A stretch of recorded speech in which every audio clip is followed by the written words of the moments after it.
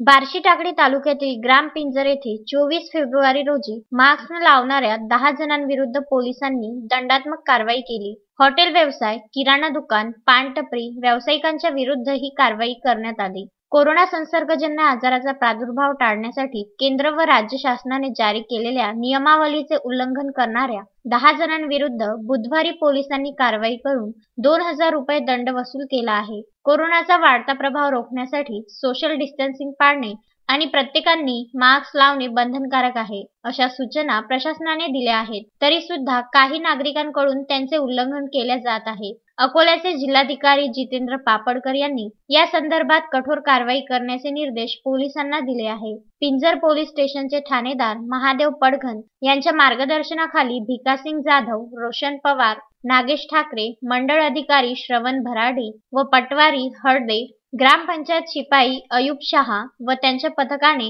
Mask न लावणारे वाहन चालक तसेच नागरिकांविरुद्ध कारवाई केल्या.